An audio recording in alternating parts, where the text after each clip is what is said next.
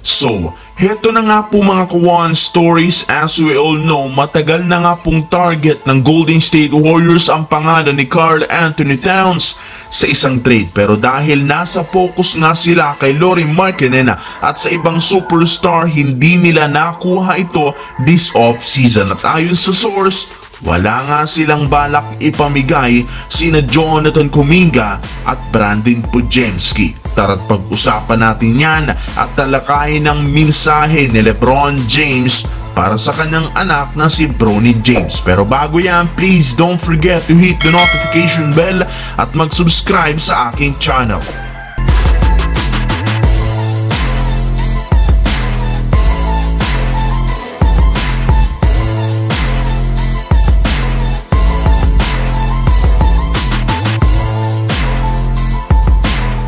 Ang video ng ito ay hatid sa inyo ng 1xBet. Suportahan at manalo sa inyong paboritong kupunan sa NBA, PBA at ngayong Paris Olympics. Maaaring makakuha up to 12,000 cash bonus sa inyong first deposit gamit ang aking promo code. Pag tama prediction mo, panalo ka. Pindutin lamang ang link sa comment section at mag-register gamit ang iyong GCash account para makapag-cash in at cash out. Isang paalala, tumaya mga kawan stories ng responsable.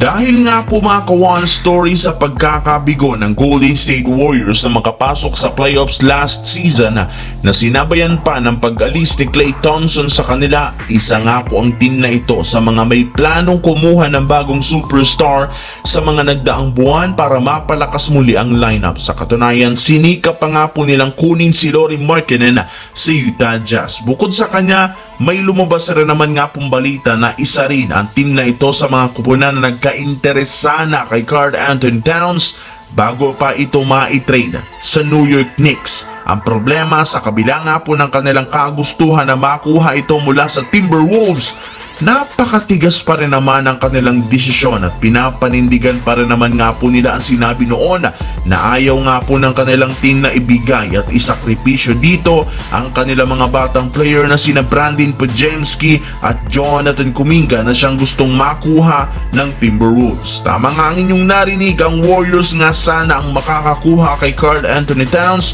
kung hindi lamang sila nakafocus sa kanilang mga batang manlalaro ngayon.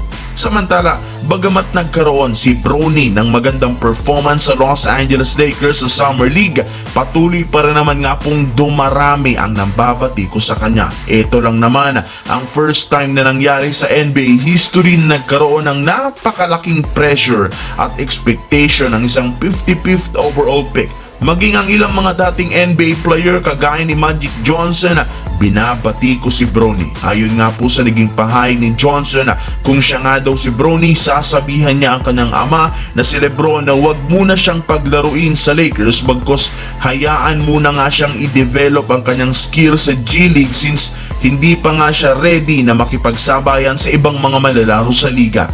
Kitang-kita rin naman nga po mga idol na like father, like son talaga ang nangyayari kina LeBron at Bronny since imbes na kumunti ang kanilang mga haters, matapos silang magpakitang gilas, mas lalo pa nga itong dumadami habang nakakagawa sila ng magandang record at inaasahan na dadami pa ito sa tuluyang paglalaro ni Bronny sa Lakers sa bagong season. Pero base nga po sa naging pahayag ni LeBron, bago pa man ang pumasok ang kanyang anak sa liga, binigyan muna ito ng advice paano i-handle ang mga haters nito. Ayon dito, sinabihan nga po niya si Bronny na kailangan nitong manatiling focus at ipakita ang tunay na sarili. Napagdaanan na rin naman nga ito ng kanyang ama 2 dekada, kaya nasa kanya nga po ang blueprint na dapat sundin ni Bronny. Inamin rin naman ito na sobra siyang excited na maging present kasama si Bronny bilang kakampi at bilang ama. Kaya i-enjoyin na lamang nito ang kanyang NBA career at huwag nga po nitong pakinggan